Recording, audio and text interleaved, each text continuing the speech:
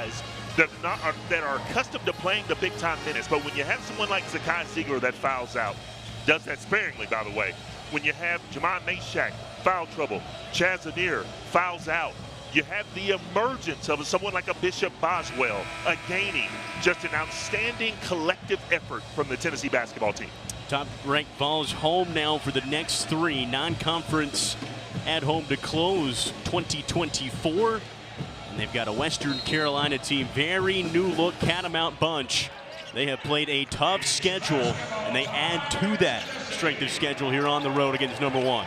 Yeah, they played their Power 4 conferences, the likes of Wake Forest and Florida State and others, and they've lost by an average of 26 points. So they want to come out and play well early. Early corner 3, Bernard Pelote, the senior forward, knocks it down. Great dribble drive offense to get that 3. Starting 5 for Rick Barnes, similar as it has been since the start of the season. Zakai Ziegler, who dealt with foul trouble, fouled out of that Illinois game. He'll take an early 3 from the wing, just off the mark. Couldn't ask for a better start if you're coming in as a Catamount. You've got your shot with a chance to go up a little bit more, and you played well thus far, stopping Tennessee on their first drive. Pelote with another corner opportunity. He's 1 for 2 to start. Ziegler off the screen. In the corner, Igor Milicic, the transfer from Charlotte. Again, another start for the Volunteers. 4 of 5 starters depart from a team that won the SEC a season ago. And it has been an easy transition for this bunch. Mashack, shot clock winding down, off the mark, rebounded the Catamounts. Another good defensive possession from the Catamounts, really forcing Tennessee's issue, forcing their hand, keeping them on the perimeter, not getting the ball into the interior. Catamount team that have dropped their last 2 matches. Stansberry, that is a deep 3, knocked down for the guard. Hey man, I'll see your 3 and raise your 3. I mean, that is a big-time 3 from the logo. The transfer from Pepperdine has been a big addition.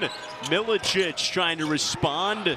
He was 0 for 8 from 3 against Illinois, looking to get back in a groove. Milicic is really struggling right now, right? He's scuffling from that perimeter. Oftentimes, when you are scuffling from the perimeter, you want to get something going to the basket. You know, perhaps get to the free throw line. As Tim Kraft, his first season with Western Carolina, spent 11 years prior with Gardner-Webb and was very successful with the Running Bulldogs, was always in position to win that Big South and make a tournament. And he looks to set that culture with Western Carolina.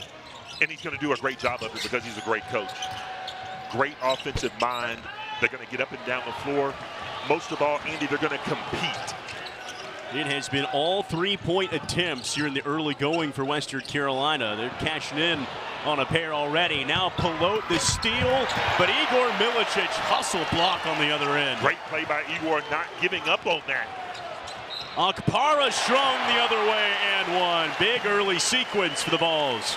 4-point turn, 4-point swing for the Catamounts, right? You want to go in, you want to be able to finish that, but then on the other hand, because of a great block, perhaps a little bit of the arm, a little bit of a foul there, refs let him play, and then on the other end, Felix Okpara does what he does best, playing above the rim. Maybe this is going to be the catalyst to get Felix back off of the schneid. Now for Okpara, the transfer from Ohio State, 6'11" junior, no points for him in his last 2, but he's quick to get on the board here tonight. First basket, add in the and 1 for Tennessee. Coach Barnes going with Cade Phillips. Cade Phillips is really playing exceptionally well, earning more and more playing time for Tennessee and earning the trust of Coach Barnes as well. The bench was a vital factor in Tennessee's win against Illinois. As mentioned, the foul troubles of Zakai Ziegler, Chaz Anier. Tennessee's already down JP Estrella, so you're going to need bigs to play at a high level when you're down a few numbers. And Cade Phillips, one of those guys that have stepped up in a big way. Well, he can play a multiplicity of positions. You know, it wasn't quite the embarrassment of riches that Coach Barnes employed earlier when JP was healthy, but still good depth. First shot for Chaz Lanier, Tennessee's leading scorer. Rims away. Stansberry wants another three. Cord Stansberry 2 for 2. 2 for 2. Again, these guys come into play. I mean, they played in big-time hostile environments, and they're ready to play.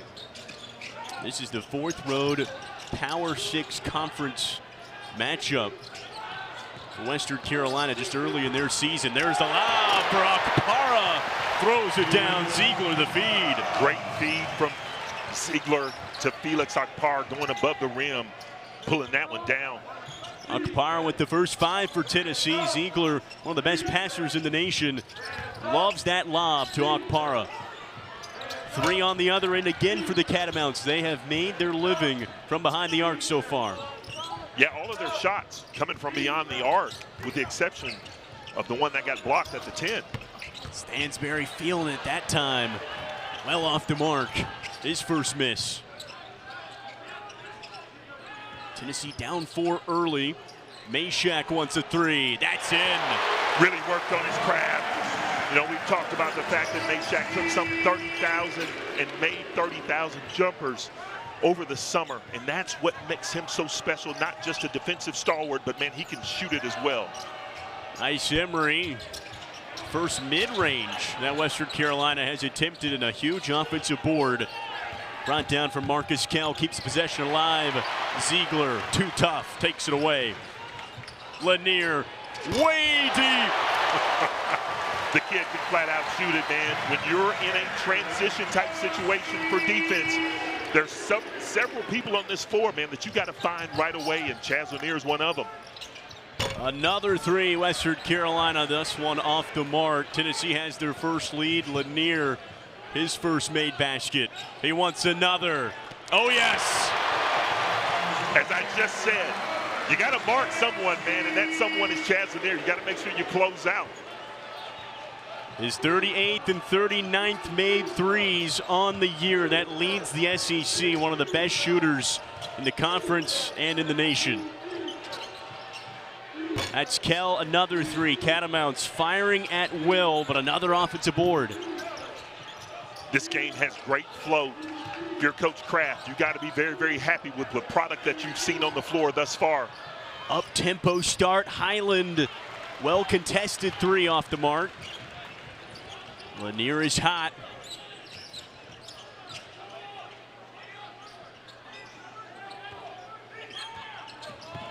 Little stoppage here in this first 6 minutes of play. Man, the pace is just frenetic. I need a breather myself, man. It's crazy. Lanier again top the key, and he finally missed one from distance. Good shot, though. Don't mind that set. Little pin down screen to get him open. Another 3 from the Catamounts. No good. Tough offensive rebound. Tie up, jump ball. We are off and running here. Possession will go Tennessee's way. Vols lead early. Cookies taken on one end. You find the guy in transition that you need to shoot it. That's Chaz Lanier knocking down the big time 3.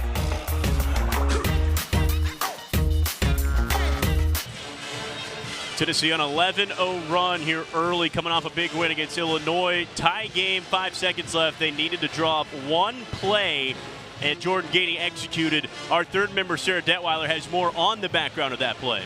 Well, Tennessee head coach Rick Barnes was an assistant coach in 1980 at George Mason. And during that time, the program really didn't have a big budget for recruiting. So the coaches got together and they decided, hey, we're going to put out a monthly newsletter to a 250-mile radius of the campus so that we can get George Mason on the map. And they're doing that. They had a section in the newsletter called the Coaches Corner, where coaches across the country could weigh in on what their favorite play was. And so for the first edition, Coach Barnes, he went up the road to DeMatha High School and talked to legendary head coach Morgan Wooten. And he said, hey, coach, I gotta know, what is your favorite play to run? And lo and behold, it was the same play that Tennessee ran with seconds left on the clock to beat Illinois on Saturday. A play that is over 40 years old and still can get the job done. Yeah, Sarah, incredible story. I mean, the fact that it's telling as a head coach that you can rely on knowledge as Dubar throws it down, but knowledge from 40 years ago how to play at a Jurassic moment is that. Yeah, great pocket pass there by Zakai Ziegler to get Darlington Dubar the flush. But, you know, I thought Coach was going to call a timeout. I thought he was going to set it, but that's why he's a Hall of Famer on the bench, and I'm not, because it would have given Coach Underwood, phenomenal coach in his own right, a chance to set the defense. But just an incredible play design. They work on that play all of the time in practice. Great job and a great finish. Head coach Rick Barnes with that win against Illinois, now tied 12th all-time Division I history in all-time wins. And it just shows you a coach's mind. They don't forget those details. They are truly immersed in basketball to remember a play like that from that long. Well, just meticulous in their work, meticulous in their craft, their study. And again, there's a reason why Coach Barnes has done it at an exceedingly high level, because of the attention to details. And to remember a play like that is just phenomenal. Brandon Morgan knocks in the three off the bench, transfer out of Caldwell Community College, his first year with Western Carolina. Catamounts have taken, now at this point, 14 threes to start this game. Well, there's a way that you got to play, and, you know, especially to stay in one of these type of environments, to stay in the game, to make it a game. And they're going to do all that they can do, and that's take those threes, take advantage of opportunities when they can. Mashack ripped it away for the moment. Couldn't find Dubar, out of play. Tennessee on a 15-3 run over the last four.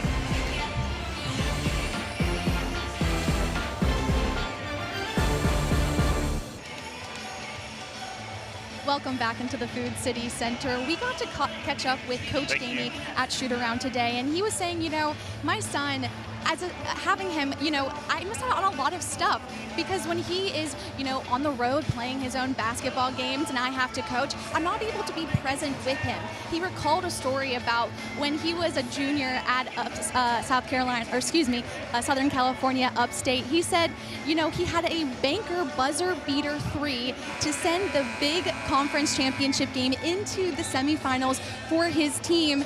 And, you know, he said, I watched that moment on my phone, but, you know, this time around, being there on Saturday with him, first, I got to be present as a dad. And second, I got to be there as a coach. And so really, it was the best of both worlds. And, you know, Coach Gainey said, of course, I had to come out of coach mode for just a second so that I could be dad and just celebrate with him. I was so proud of him for that moment. Just a huge accomplishment for him, and to be able to do that for his team, guys.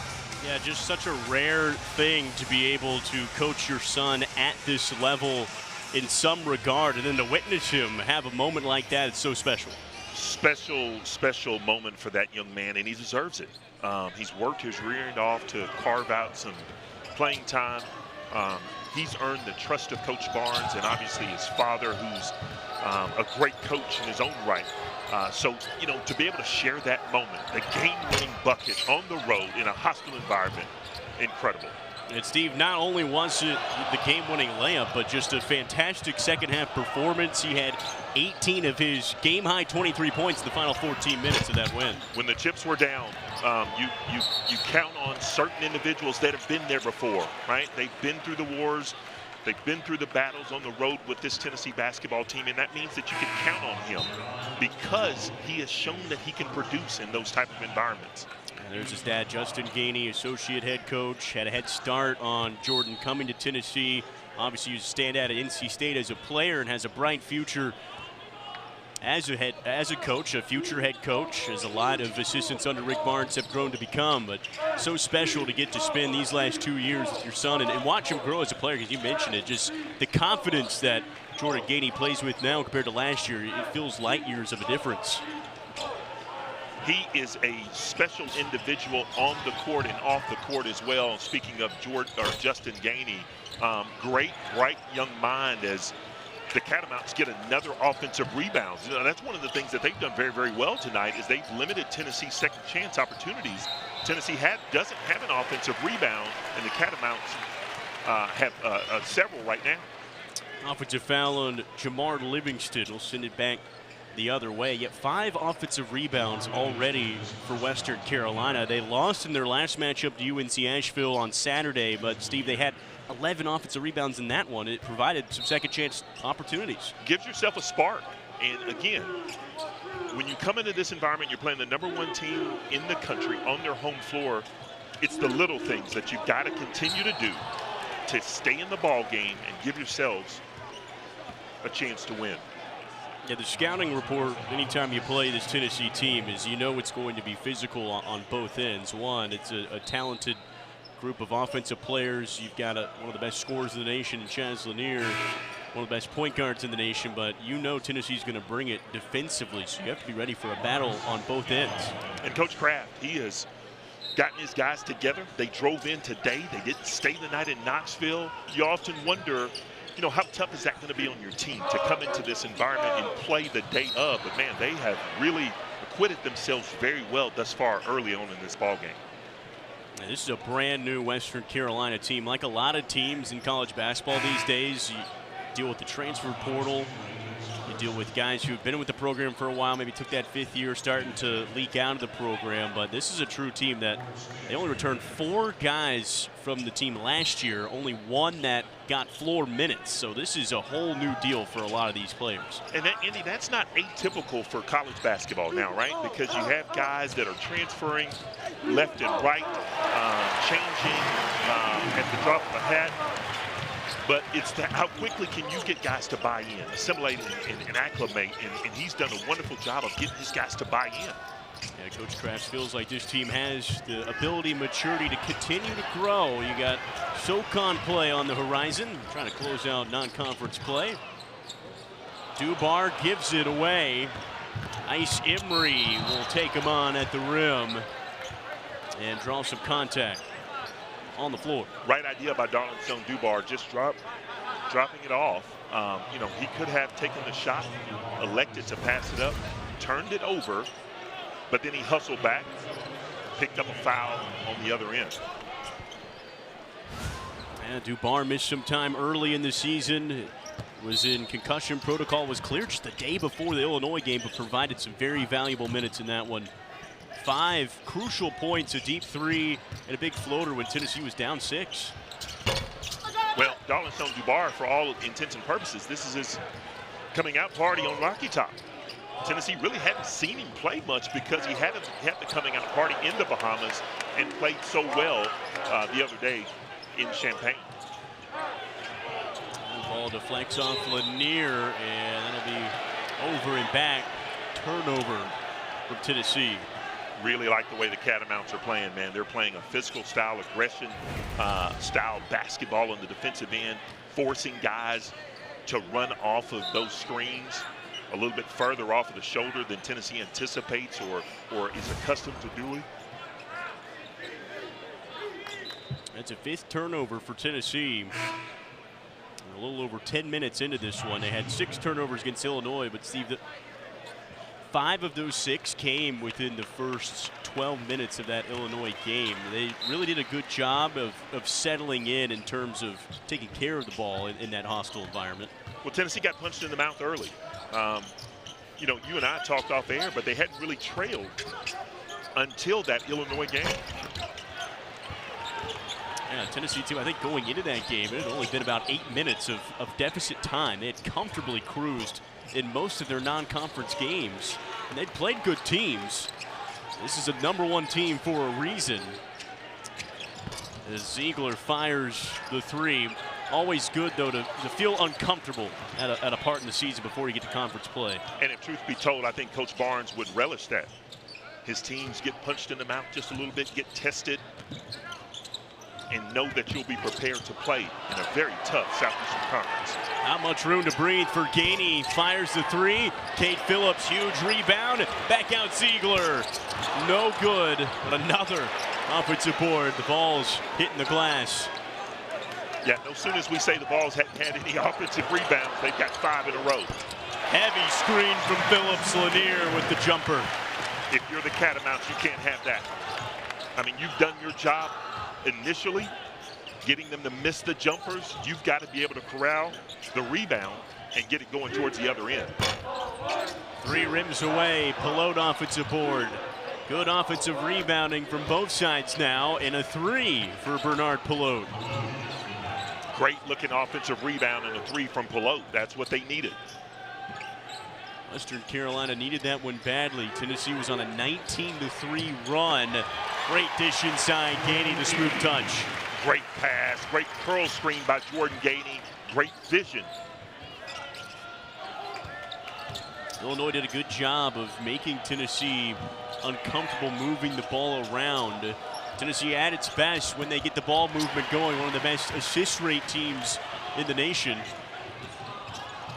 Phillips that time coughed it up. Great pass, great look ahead pass from Jordan Gainey. Phillips just got to be ready to take that one and go down the paint. Really quick 3 from Ice Emery. Ziegler tried to throw it off Pelote. They're going to say out on Zakai Ziegler, so it's going to be Catamount ball. 7:14 to go in the first.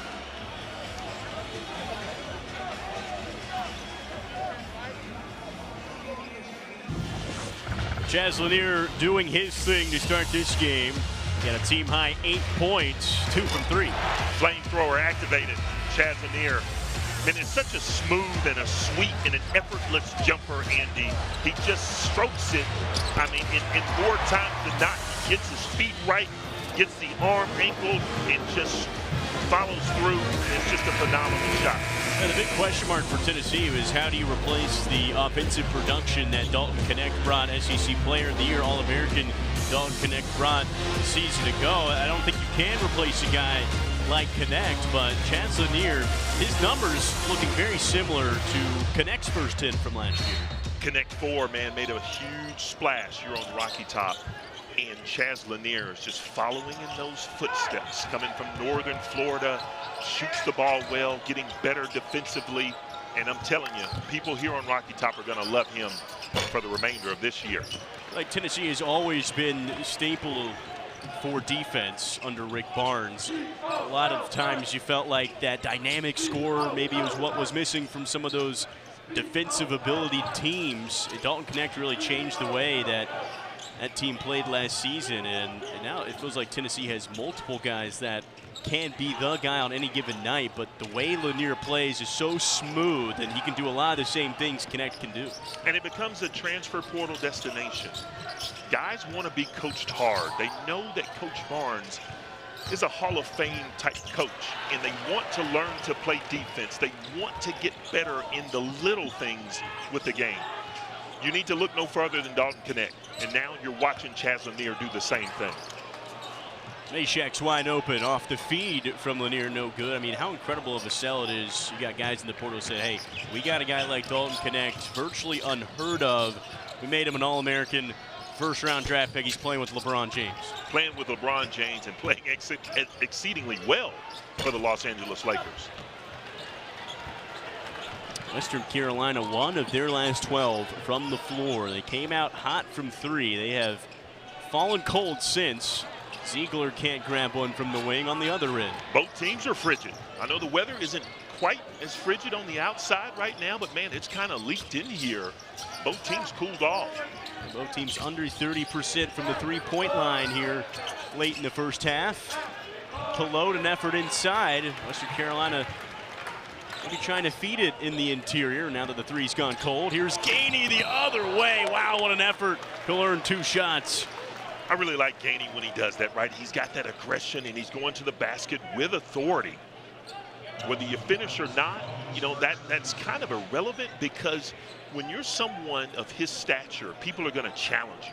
But when they challenge you, man, you want to go with authority and let them know, man, I'm about my business, man. I want to get to the 10 and finish above you. If Jordan Gainey's confidence wasn't already higher than it was a season ago, has to be now after his best game as a Volunteer. 23 points, the game winner. Feels like a culmination of the hard work he's put in. He's improved in a lot of facets. Coach Barnes always first to highlight the defensive improvements. That's going to keep you on the court. Now, if you're Coach Barnes, the one bugaboo that has a tendency to come about is what you just saw on the free throw line. missing some opportunities from the charity stripe. Those things can come back to haunt you. Almost did up in Champaign on Saturday. 1 for 2 session for Jordan Gainey, 81% free throw shooter.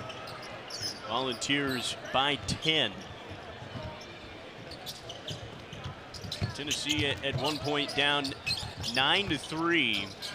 They have rallied 22-6 run over the last 11 minutes.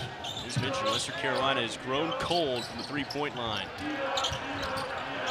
Livingston, local product from Johnson City, off the mark. Offensive board for the Catamounts. Shot clock expires, no shot off. Great offensive rebound for the Catamounts, but you got to know time and score. Got to know the shot clock, got to get it off. You heard Coach Kraft screaming to get a shot off.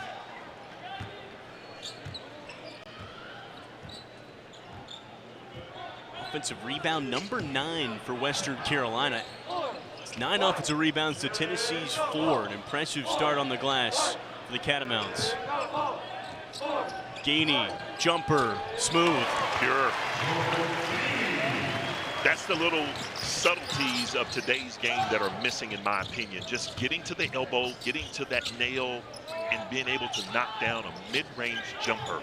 Nobody does that anymore. 7 points for Gainey's 3 of 4 from the floor. And Gainey doing all of this coming off the bench. I mean, the numbers are fantastic. 11.6 points per game now.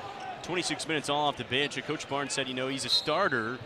And Zakai Ziegler went through his early stages with Tennessee, but just to have a six-man that can produce like that is so vital.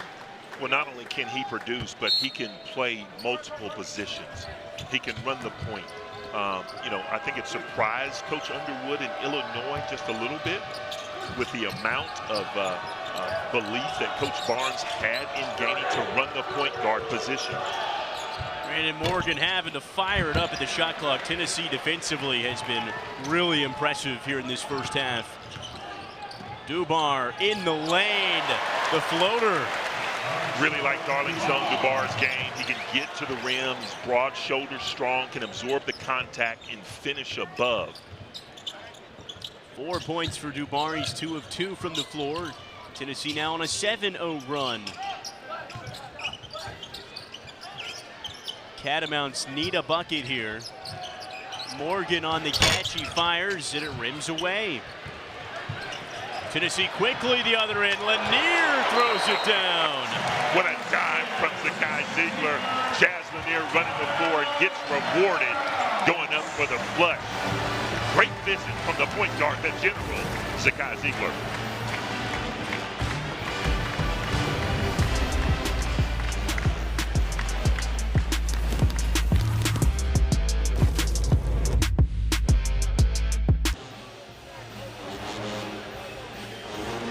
Volunteers on a 9-0 run over the last 4.5. They have dominated the back half of this first half. Perfect 10-0 record. They're among 5 remaining unbeatens in Division I. They join SEC mates Florida and Oklahoma. Then Utah State and Drake also joining in on the fun. It's a really good time to be on Rocky Top as well. You look on the other end, Steve, the Lady Vols are undefeated as well. Tennessee across the board, the only undefeated for both sides, men's and women's. Special time here on Rocky Top. Is there something going on this weekend too? I think there's something about pigskin this Saturday. I can't quite put my, That's a whole my nother finger sport. on it. Whole nother sport, but know about special time here on Rocky Top for sure. Coach Kim Caldwell's got it rolling, setting a Division I record for the number of threes in a basketball game in 30 threes. That's just phenomenal. The buy-in that the ladies have already done. Kudos to her. Kudos to this men's basketball team as well, starting out 10-0. Our AP, our graphics guy, Bryson Wright, mentioned 33s was most from Division I up, even NBA. The Celtics, they set a record for 29 last year, so just 33s in a game, that's unheard of. How many threes do you think it would take you, Andy, right now? Uncontested? Uncontested. How many threes would it take for you to attempt to get to 30 makes? 100 might be generous. Probably more. It's been a while. Steve, what about you? I know you weren't a three-point guy. It would take a few for me. Take a few. Maybe about 90 or so. You have the touch still. From the corner, Dubar just needs one. Knocks it in. Darlinson Dubar again. He can shoot the ball on the perimeter. Tennessee fans are just now getting to see his wares. He's going to be a special player. He often gets forgotten in this, cluster of transfer portal additions, but he can do that just as well as the other ones. You look at this Tennessee team top to bottom, they're lacking even depth. It's scary to say they're lacking depth at this point. J.P. Estrella out for the year. Big man inside. Cameron Carr's been out for the last month dealing with a thumb injury. They expect him to get back close to SEC play. This is a team that wanted to go 10 deep and still have that ability too. They're missing Cam Carr. He is going to be a special player. Great athlete, great nose for the game, incredible athleticism, and strokes it as well from the perimeter. So once he gets into the mix, this team is going to get even deeper. Silver lining, anytime a guy has an absence, the guy sitting right beside him, Bishop Boswell, has done really good in his stead. A freshman who's given big minutes. Obviously, Cade Phillips has become a vital focus inside as well for Tennessee. A lot of guys getting growth and individual work through maybe lacking a bit of depth. Well, again, when you're in a hostile environment, hostile territory, like up in Champaign, man, that place was an absolute hornet's nest. When you can count on a Bishop Boswell to play at an elite level, right? He again acquitted himself very well. Did he score a bunch of buckets? No. But did he control the pace? Did he do the things that Coach Barnes wanted him to do? Yes. That's going to garner him more and more playing time as this season wanes on. A very impressive maturity. That's what he's been quoted as from his coaches. He's playing with a lot of veteran guys. You have to be able to adapt their level of play. Near over and back there for Western Carolina. They keep it alive. Tennessee on a 14-0 run. Western Carolina, they haven't scored in 6 minutes. Great backdoor cut there. Great backdoor cut. Again, sometimes you fall in love with the three, Andy. You live by the three. You've heard this adage. You live by the three, you die by the three. And when it's falling, it's great. You're in a ball game, you're up 9-3, but when the shots aren't falling, what are you going to do, man? You got to force the issue. You got to do exactly what they just did. Great backdoor cut. Get yourself an opportunity to get a couple of easy buckets from the line. That's going to go down as a foul on Chaz Lanier. Looks like the debate was the shooting or was it on the floor? I think they're going to change that from a shooting foul to ball out of bounds on the baseline. No free throws for Western Carolina, and then Mashack just swooping in. Near turnover. He was falling out of bounds, had to get rid of it. Mashack, just a defensive stalwart, so good. He is the reason that Tennessee plays so well. Their connectivity on the defensive end is just absolutely special. Miscommunication on the turnover for Western Carolina. Just a dead giveaway to Lanier. Dubar puts the shoulder in. Another big layup for him. Yeah, Dubar says, man, you're too little in the post, man. I'm just going to bully ball you, get to my spot, and knock it down. Fantastic first half for Darlington Dubar. He's got 9 points, 4 of 4 from the floor. Yeah, now, if you're Western Carolina, it's the danger zone. You're 0 for your last 13. Points have not been easy against this Tennessee defense.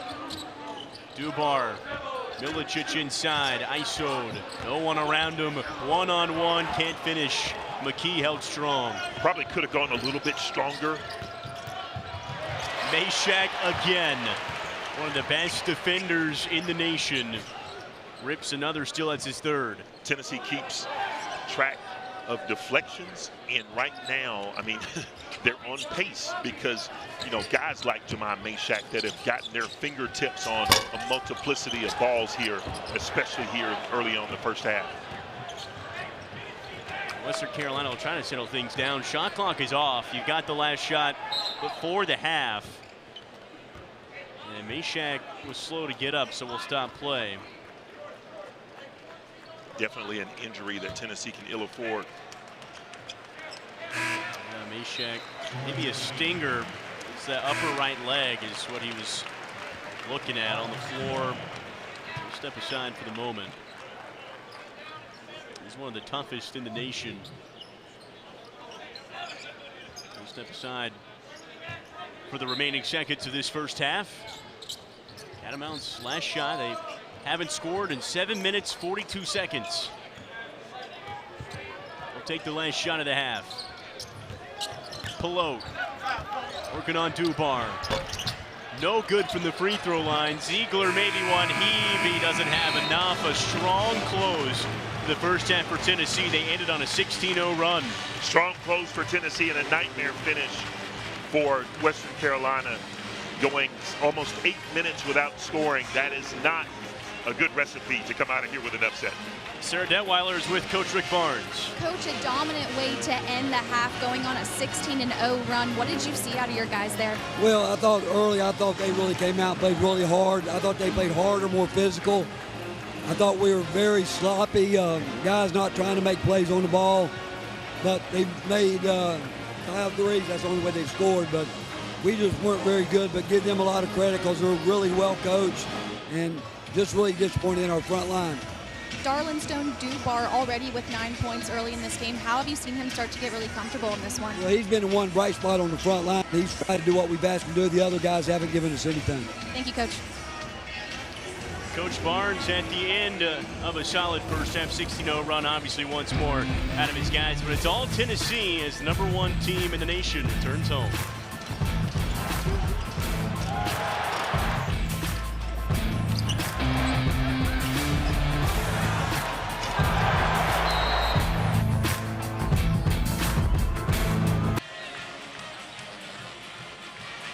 Back here for the start of the second half. Tennessee, top-ranked team in the country, 16-0 run to cap the first 20 minutes of play. We're on deck for a second 20 back here in Knoxville. Tennessee and Western Carolina. Steve Hamer and Andy Brock with you. As Tennessee, it wasn't a perfect first half by any means, especially offensively, but defensively, Tennessee really led the way.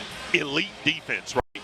Now check this out for a stat. I had to double check it. I checked it with you, but Western Carolina has no 2-point field goals. The only field goals that they had in the first half were 5 3-pointers. So stellar, elite defense from the Tennessee Volunteers. And they were 0 of 9 from the floor. Zakai Ziegler obviously leading the charge defensively. He hasn't scored any field goals from the floor, but he's done all the little things well. But Andy, he's going to mess around and get a triple-double.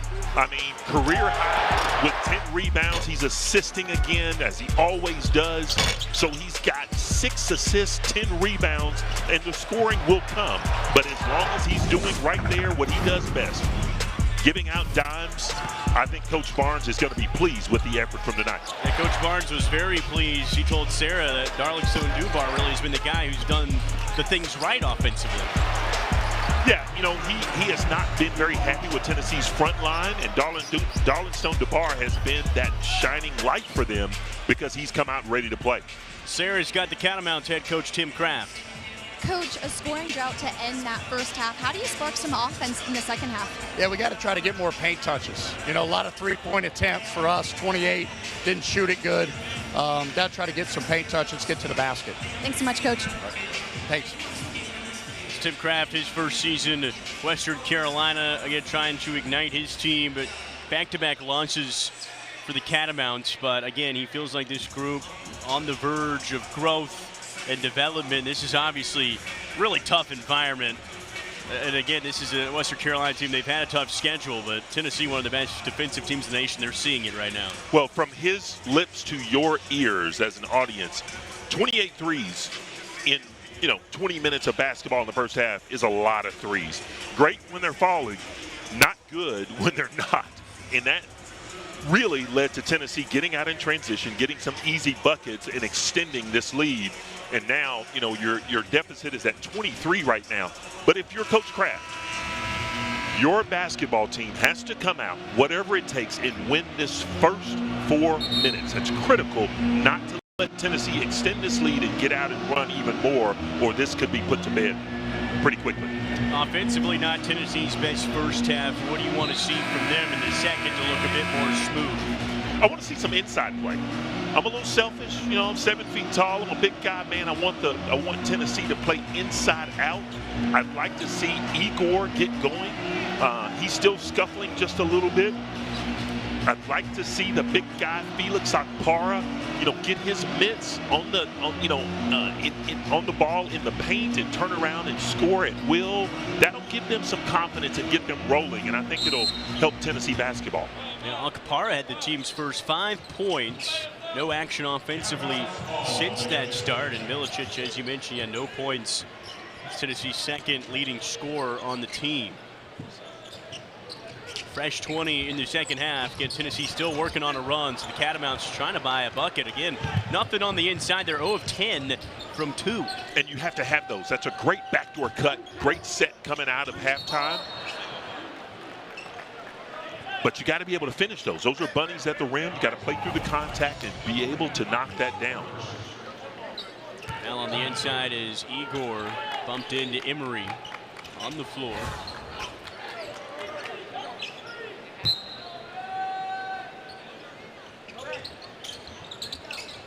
Inbounds from Ziegler.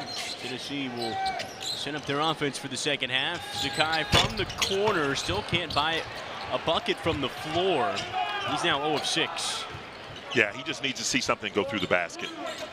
You know, he hasn't shot the ball particularly well coming out of the Illinois game, but shooters are going to shoot, and they're going to shoot their way out of that. Ziegler left open that time, can't hit. And Ziegler just 2 points, but again, the little things. I had to do a double take when it read 10 rebounds for Zakai at the end of the first half. That's already a career high. And, you know, it just shows that he can have his fingerprints on the game in more ways than just scoring. He can rebound the basketball. Obviously, we know that he's a phenomenal, sensational assist guy. And those buckets, those shots, they're going to start to fall for him. Mashack top of the key. Ziegler off the drive. Bring it back out. A 6 assist as well as the 10 rebounds. Milicic looking to get into the box score point-wise off the mark. Great effort from Zakai. If you're Igor, you got to go a little bit stronger than that. Milicic grabs his 4th rebound.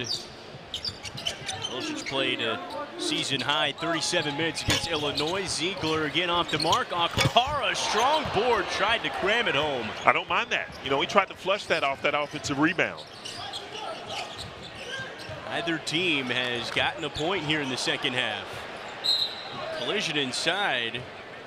And we'll stop play as Milicic went down. Vernon Collins went with him. Man, that pain is not for the faint of heart, man. You better come in there strong, come correct, or you're going to hit the floor. It's been a physical game. Seen turnovers on both ends. 10 from Western Carolina, 7 from Tennessee. Hasn't been a smooth start for either bunch out of the locker room.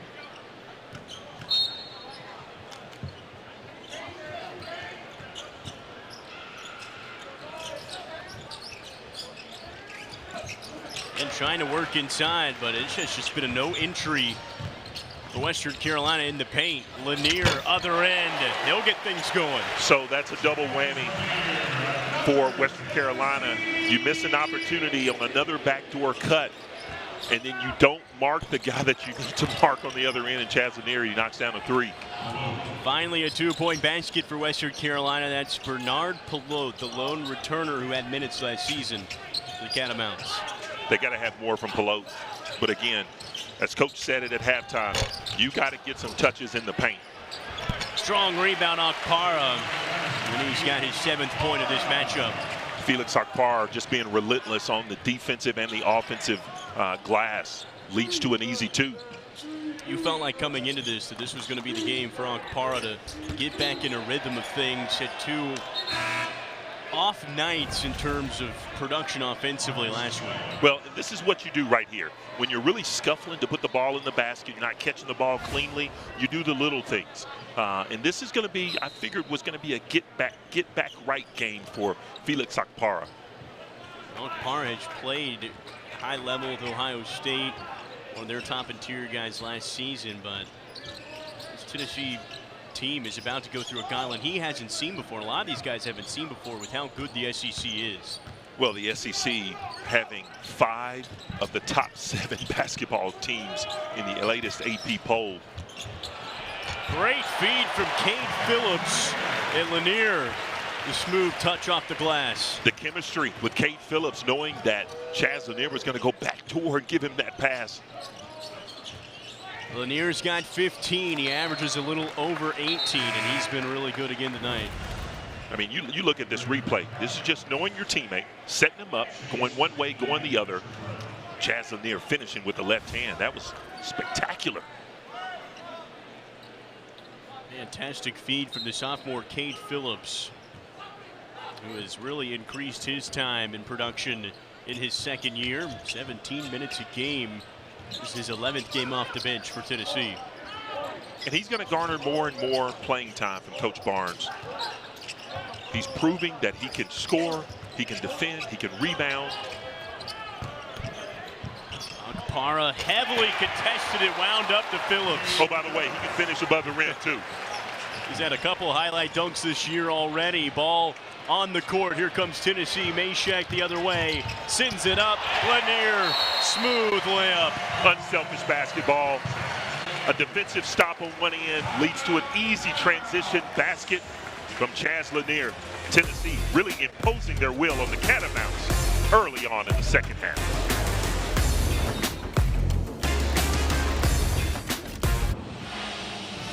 First time this crowd in Knoxville is getting to see Tennessee with the one beside their name this season. They got it last week by AP, and they played Syracuse at Madison Square Garden, Miami at Madison Square Garden. Then they went on the road and got that big win against Illinois. So now for the second week, Tennessee is #1, and you see the record under Rick Barnes. This is their first home game as #1 since February of 2019. Well, you know, in talking to Coach Barnes at shoot-around today, I asked him, you know, a question about, do you relish this opportunity? How do you talk to the guys about that #1 ranking? Because, again, the wind blows strongest at the top, and you're going to get everyone's best effort. And he wanted the guys to know to cherish this time, but also know that the work is by no means finished. Every single day, you've got to come into the gym expecting to get better at your craft, or you'll get knocked off. Teams that don #1, they get team's best already before they're #1, but you wear that #1, you have an even bigger target on your back. So to be able to handle that against 2 Power 6 teams last week, and then on the road against Illinois, you know, 4 of Tennessee's 5 biggest wins are away from home, and so to do that with that #1, that's impressive. And it's special for this fan base that is hungry for winners. No better time than here on Rocky Top. We talked about men's basketball, women's basketball. We talked about football. Great finish there. Great dish, great finish, Western Carolina. But the special things that are going on here, and now to have a #1 ranked men's basketball team, it speaks volumes to the dearth and talent and coaches and players here on Rocky Top. It's the earliest in the season that Tennessee's ever been #1 in program history. Phillips fouled hard last time. Grant Williams, Admiral Schofield team go back to Chris Lofton. Tennessee winning over Memphis, the FedEx Forum, #1 team, and now once again, and they've got a comfortable lead tonight.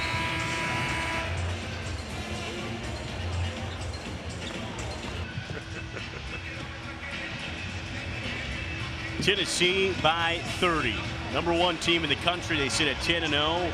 They're looking to improve to 11-0. Would be just the 4th time they would have done so in program history. This is their first of 3 at home before SEC play starts. It starts at home. Arkansas will come to town, begin things, and this is going to be the most intense season we've ever seen in SEC play. It's going to be quite the gauntlet. You look at that list.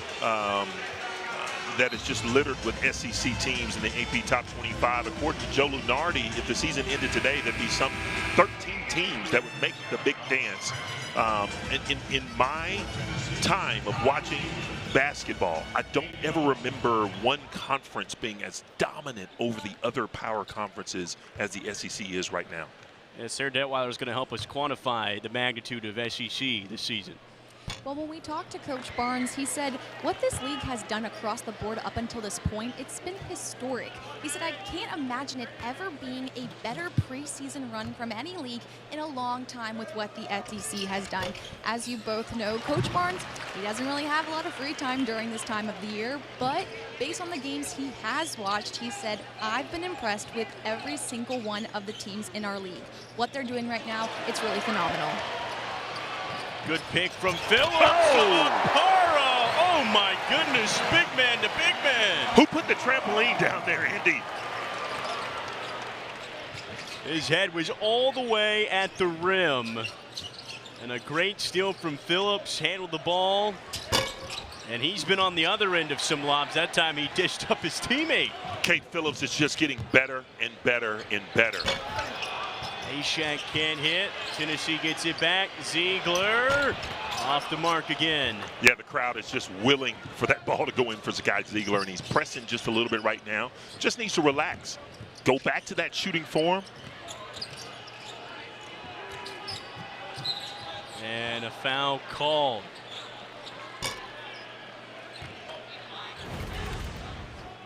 Cade Phillips doing a great job of just picking the pocket and throwing it up. And sometimes it's just easy to throw it up when you got someone like Felix Okpara. You know, he had to really adjust his head there, Andy, to keep his head from hitting the backboard. Yeah, that is a very rare problem to have that not a lot of people experience. You got to move out of the way of the rim. You know, you don't want any head damage there with Felix Okpara. So you know, that's why worry. He's athletic. He can adjust on the fly.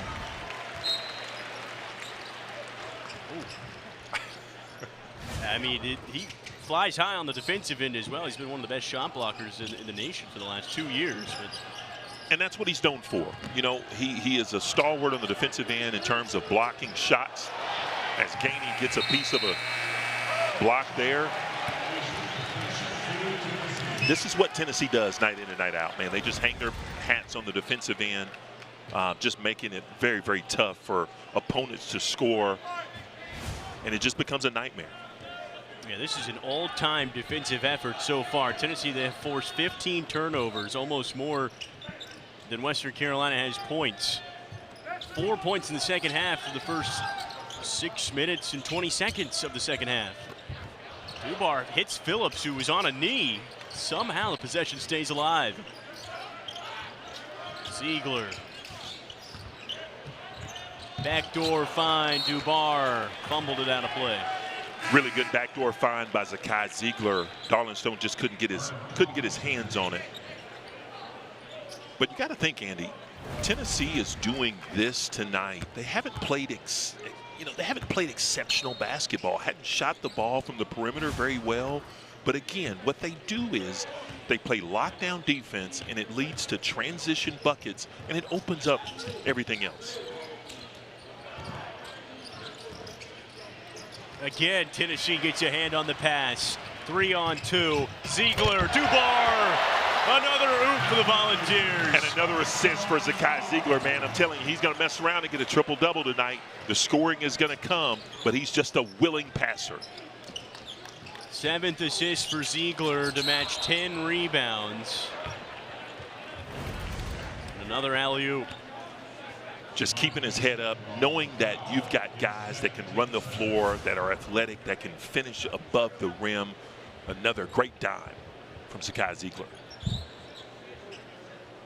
Darling Stone Dubar is perfect from the floor. 5 of 5. He has 11 points now. It's been a fantastic performance. One of his best offensive performances in a Volunteer uniform. The transfer from Hofstra. A guy for Dubar, these next 3 games are going to be so important. Get that individual work in, grow as much as you can before SEC play starts. Yeah, let's be honest, Andy. Tennessee is going to be expected to win tonight's game and their next 2 games as well. Not throwing shade at their opponents, but these type of games, you want someone like a Darlington Dubar to come into himself, to further acclimate and assimilate to Coach Barnes' coaching style and system and garner more and more playing time. Boswell looking for Phillips, and the freshman gives it away. Good pick from the Catamounts, and right on cue, Ziegler brings it right back. He is all over the floor. Gainey, free throw line, yep. Mid-range game is still pure. 9 points for Jordan Gainey, fresh off his Tennessee best 23 on Saturday.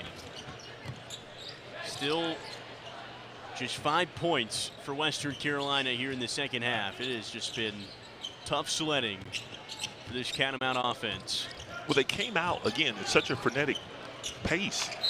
So many threes being thrown up, and they just really slowed that down, and I think that's kind of hurt them because they're not having as much success getting the ball into the paint, getting the ball to the basket. Here's a Bishop Boswell. Bit hurt coming off the court. That right shoulder giving him some problems. I think he got clipped on a screen. In Tennessee down a pair of players in J.P. Estrella and Camp Carr. Can't afford to lose depth.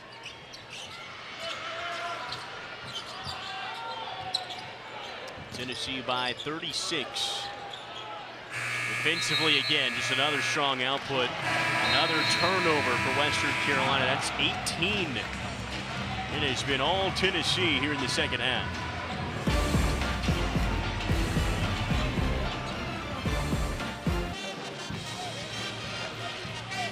Tennessee starts SEC play on January 4th when Arkansas comes to town.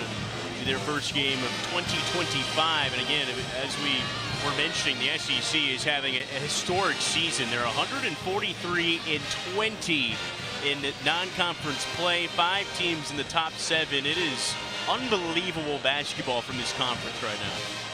Andy, we could bloviate ad nauseum about how good this team or how good this league is. The fact that Tennessee on their schedule, the month of January, does not have an opponent with more than 2 losses, because it's going to be a tough battle night in and night out. It starts on January 4th with Arkansas, but it's just really telling that you've got so many teams in the top 25 with so much talent.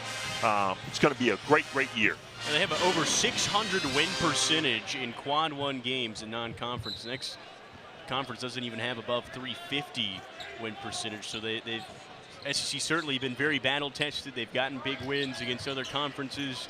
Tennessee 4-0 against ACC schools as it is. Then a big win against Illinois. Obviously have added to some of the key wins, but you look at where things stand right now. We talked about it. Joe Lunardi projecting 13 teams to be in if it ended right now. Well, and you talked about being battle tested. The SEC going 14-2 against ACC and having a great weekend this past weekend, with the exception of 1 loss, and I believe that was LSU. So they're battle tested, and it's just going to be a war night in and night out. Every game it has the makings to be entertaining. Even South Carolina, who is the only team in the SEC with more than 2 losses at 7-3, even they're a top 65 KenPom rated team and still have a chance to make a tournament bid. I feel like every team in the SEC right now, they're saying we have the chance to be in the big dance come March. And this could be one of those years, Andy, where a team goes 7-11 in conference and has a legitimate chance to go to the big dance. Tennessee picked 3rd preseason, but obviously the #1 team right now. But every game is going to be like a second weekend matchup, and certainly you're going to have to earn it this year in this conference with how many good teams are in this league. Gainey gets a piece of that one again. Jordan Gainey has been everywhere defensively. Ice Emery, one of the better moves on the night for Western Carolina. Great finish from Ice Emery. Stayed with it, got rewarded with a deuce. Much needed there for the Catamounts. They've scored 7 total points now in the second half. Gainey, a block one way. Can't hit the three, but Dubar offensive board. Lanier, he's been good from behind the arc. No good that time. Lanier's led the way for Tennessee with 17 points, 3 of 6 from 3. And it's been one of those quiet 17 points. You look up and you go, man, he's got 17, but he scores them in spurts. He's got that spurt ability that he can rattle off 4 or 5 threes in a row. Here's Lanier working off a pair of screens, free throw line off the front rim. That time no good again, but we were talking just pregame warm-ups watching Lanier. He just is very smooth in the way he operates. It's just effortless. That's a great looking jumper. Brandon Morgan knocks it in, and a much needed offense here now for the Catamounts. That's their 6th made 3. Now it's Tennessee who's looking to buy a bucket. They have missed their last 5 shots from the floor. Yeah, that shot, you know, you look for Darlington Dubar to shoot that in rhythm, which he did, stepped into it. Don't mind that shot. More times than not, he knocks it in, but you go back to Morgan here. Catching, shooting it in rhythm, great rotation, great follow through, and great finish. If you're Coach Kraft, you want to make sure that you know, send the message to your team. We're not going to quit, right? The lead is perhaps insurmountable at this point, but you want to make sure that you continue to finish the right way and have that fight. Western Carolina already, they've done a better job as Milicic gets on the score sheet his first deuce off the feed. Tennessee went with a set piece there as Western Carolina went to zone. Got an easy look out of that. Highland driving in, a foul before the shot. Catamounts doing a better job at least of trying to get into the interior. Just 9 two-point tries in the first half, already up to 7 halfway through the second. Well, when your shots are not falling, Andy, you know, you can continue to shoot the three in hopes that, you know, sometimes the tide will turn and you'll knock those down, or you can force the issue and go to the basket. Meshack rips it, Milicic flushes it home, look out. Man, I thought he was just gonna go up casually, and he finished that with authority above the rim. Big time jam for Igor. Back-to-back buckets. That one took down the house. Okpara show-stopping block. The fly swatter, man, get that out of here. Milicic again, heavy contact. Whistle stays put. I think that was definitely the right call. Igor's got to go a little bit stronger. Force the contact, force the officials to make that foul call. Pelote gets it off the glass. He's got a pair of two-point finishes. Milicic. Tennessee will slow things down again. Ziegler, 7 assists, 10 rebounds, still 0 of 9 shooting. Lanier's missed his last 3. Tennessee's gone a little cold from the three-point line. Ziegler can't hit the floater, and his shooting struggles continue. When you go back and you take a look at this dunk, man, he just came down and just said, man, I'm going to go up and just slam it with authority right here. Long strides, athletic, finishes above the rim. Great job by Igor. Milicic is 6'10", but he moves like 6'7" perimeter guy.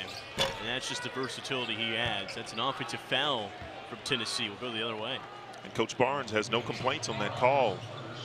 Got to make sure that you're still on that screen. Make sure your teammate comes right off the shoulder.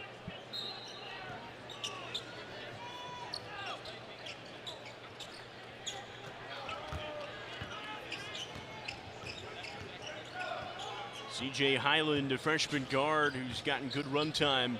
Western Carolina early. Catamounts, this is their second to last non-conference battle before SoCon play. It has been a battle. It's the top-ranked team in the country. This will be the best defense they play all year.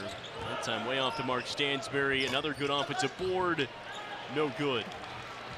Well, what Western Carolina, they've gotten in trouble is when they're not playing in transition.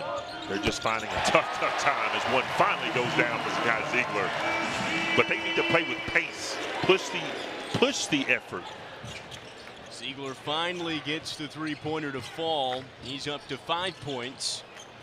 Island inside. 3 from the corner. Fisher-Brown, that's off the backboard. Lanier up ahead, looking for Okpara, flies away.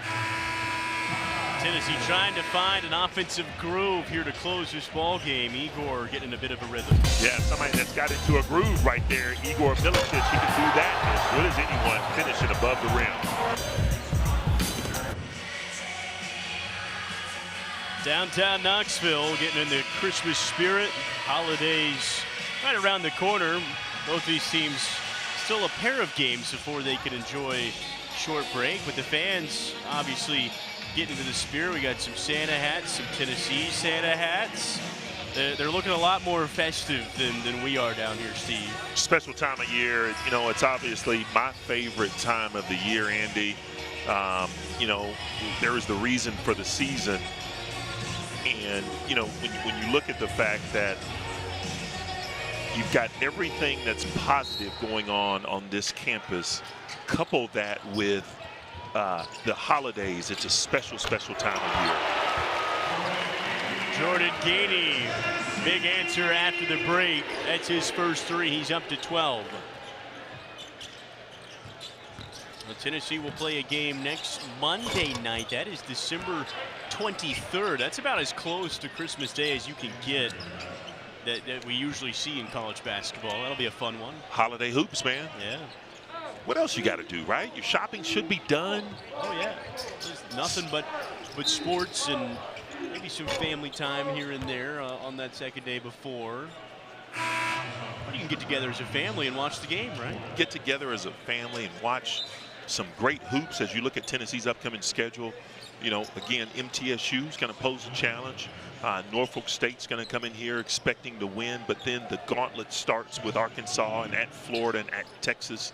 And I'm telling you, the Reptiles, the rowdy Reptiles down in Florida are going to be chomping at the bit to see #1 Tennessee come into their environment. That's a potential unbeaten versus unbeaten. Florida undefeated. Of course, they have great tests ahead. North Carolina, they've got them. And then they have a Kentucky team on the road to start SEC play. So, you know, chances that both teams are undefeated still small. Tennessee, they've got to take care of John Calipari in Arkansas coming to town. But that should be a really good battle either way. Potential top 10 early SEC game in Gainesville. And that's what you're going to see again, night in and night out. Just, you know, a top 10, top 15, top 20 battle here or on the road. And it's going to be a grueling gauntlet that both of these teams, or that, you know, all teams from the SEC are going to face throughout the SEC campaign. That's 3 very emotional games to start conference play. You got a new-look Arkansas team, very familiar with Coach Cal, Coach Barnes, Coach Cal, good friends. They've played against each other for their entirety of their very successful careers. Top 10 matchup potentially at Florida, and then Coach Barnes returns to Texas again for the 2nd time since joining the Volunteer staff. And he's going to be looking forward to that as well. Big-time matchup. I really like the fight from the Catamounts tonight, though. I like that they have not quit. They've been a little bit outmatched in terms of the physicality and athleticism, but I like the fight. They haven't quit, and they're still going after it.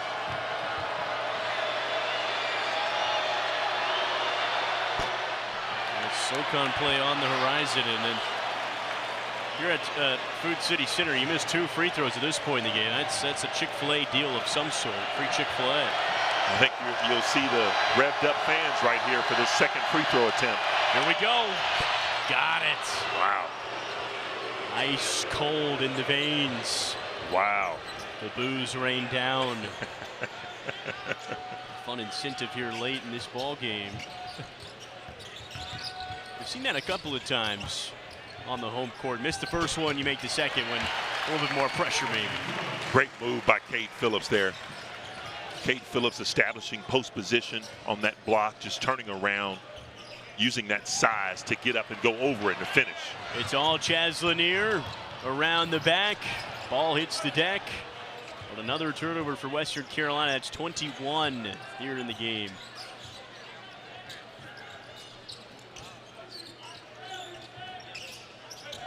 Zakai Ziegler's just getting very close to a triple-double. Puts up that layup. Can't hit it. Phillips battling for possession. And they'll get Phillips on the foul. That might be on Western Carolina. I believe it is. Yeah, I think he grabbed the jersey right here of Keith Phillips and was trying to pull him down to the floor.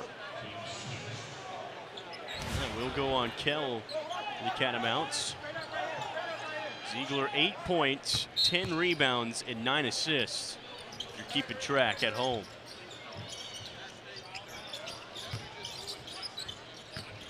Still just a single double where it stands, but Lanier a soft 2. It's what he does so well. Just coming off of the screen, turning his shoulders, getting his feet set, and just going straight up. Pump fake from Stansbury, trying to work into the paint again. Meshack, he can defend all 5 positions. That time of the finish from McKee. Chase going up with the left hand. Good finish around the rim. Let's see what Zakai has here. He's so close to a triple-double, 4.5 to play.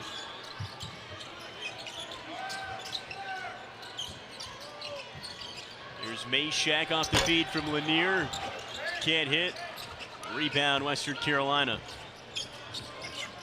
I think Zakai's teammates are probably aware that he's on the cusp of getting to a triple-double.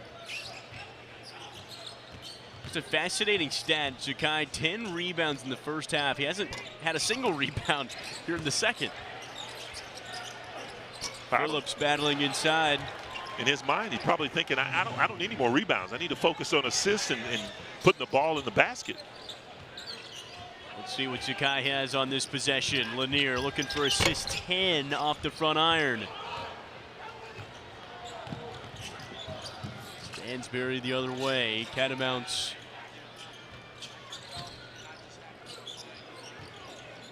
As you mentioned, Steve, done a good job of not laying off any sort of gas pedal, continuing to apply pressure. Stansbury, who hit 2 threes early, has not been able to connect since. Well, and on the defensive end, you see an iteration from Tennessee that you don't normally see. They're playing exceedingly small, with Keith Phillips being the lone big guy on the floor. 2 shots for Jordan Gainey coming up on the other end. Zakai Ziegler is on a rare triple-double watch. He's got 8 points, 10 rebounds, which is a career high for him, and then nothing unusual, 9 assists. Continues to be one of the best passers in the nation. And this could be just the second triple-double in Tennessee's basketball history if it comes to fruition. Time will tell, obviously. Will he stay in the ball game? Up by 41, a little over 3 minutes left. But, you know, you look at Zakai Ziegler, he hasn't shot the ball particularly well. He's 1 for 12 from the field, 1 for 8 from the three-point line. But can you have an impact on all other parts of the game, even though you're not playing your best? The answer, yes, an emphatic yes. 10 rebounds in the first half alone. You mentioned the 9 assists. I mean, the kid is a special, special player. Only question remaining is, can he pull it off? Can he do it? The only one, the last one and only one in Tennessee history, Tyler Smith back in 2008 against UNC Asheville, December 3rd. That's the only one, Tennessee history. And you never would have maybe thought Ziegler would get there. He's one of the smallest guys on the court at all times, but he ripped 10 rebounds in the first half. Now, he doesn't have a single rebound in the second, but it doesn't matter for triple-double sake. The fact that someone of his size can go in and get 10 rebounds in the first half, or any half alone, is astounding. And that just shows the aggression he plays with. And of course, you're going to see the numbers, 1 for 12, and maybe try to diminish this performance. But, I mean, just the things that he does, even not in the box score as well, it's why he's one of the most valuable players in the country. Well, you see someone else that's valuable to this basketball team, Jahmai Mashack, with another deflection, another steal. Tennessee with 17 steals as a team. Ziegler gets 2 points. He's got 10. So now he's an assist away from a triple-double. Zakai Ziegler snaked the on-ball screen, got his defender on his backside, and went all the way to the basket. The second made field goal from the floor. Long 3 off the mark. Gainey's got the board, and now we'll see if Zakai can get 1 assist. 10 points, 10 rebounds, 9 assists for Tennessee starting point guard. And Grant Hurst is going to check in. Ziegler off to the side, so he's an assist shy of a triple-double. And he goes off to the bench. I'm surprised. I thought he was going to stay in to try to go after that mark. Coach Barnes has none of it. Wants to get some sub time for Grant Hurst, who deserves it. Grant has played very, very well in the minutes that he's been on the floor. That feels according to nature of this Tennessee team. It's not a self-accomplishment type of team. Very team first. Well, they live by the Enom. As Kane just finishes it at the buzzer. Just a continuation of what he did up in Champaign, knocking down big-time threes, but they live by the acronym Enom. It's not about me. Big-time 3 for Jordan Gainey, icing on the top of what's been a dominant Tennessee performance defensively. Western Carolina just 34 points. They've done a little bit of everything.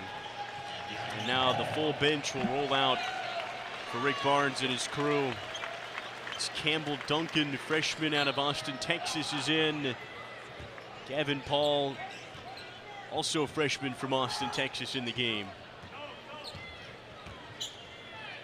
These are very valuable minutes for these young guys that don't have a chance to, show their wares here on the Summit. They practice hard every day. They do the scout team stuff, and are unheralded much of the time, but to see them get out and actually play, it's fantastic. Livingston a hard drive, and 1 or 2 possessions left for Tennessee here. See if Paul and Duncan can spring loose and take a jumper. Here's Paul.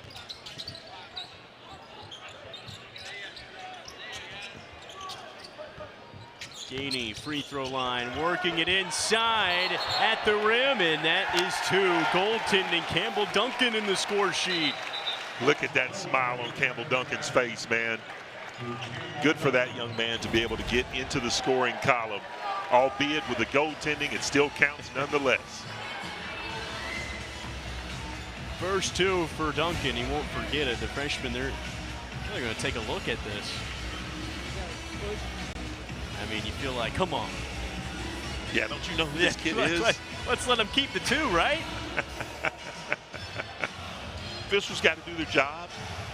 I mean, 40 seconds left. Tennessee's up almost 50. Got to make sure, though. Lest we forget, though, we have Ted Valentine, one of the esteemed officials in the house tonight. Got a chance to chat with him before the game. He's been doing it at an elite level for so long. He's still in fantastic shape. He was bringing the energy pregame. And I think he, like most of the guys, are pretty tired after that first 7 minutes without a single stoppage. The ball never went out of bounds the first 7 minutes. So this crew's going to make sure they get it right to the finish here. And it stays. All right, lengthy review. Campbell Duncan's got his 2 points. He's going to sleep good tonight. Man, those are the important reviews right there. Tennessee, they're going to cruise to the win here. Again, this is their first of 3 non-conference tune-ups to close down the 2024 calendar year, in which they hope to remain the #1 team going into SEC play. cap off just a really impressive 2024. Won an SEC championship last spring, went to the Elite Eight, and now here you stand, #1. A lot of good accomplishments, and now Rick Barnes is going to be solo 12th in Division I all-time wins. Yeah, Big passing milestone. all-time great Raleigh Massimino up at Villanova. A very workmanlike effort from Tennessee tonight, dispatching of a pesky Western Carolina Catamount basketball team. 817 for head coach Rick Barnes, and number 11 this year for Tennessee. 11-0 for just the 4th time in program history. #1 gets it done.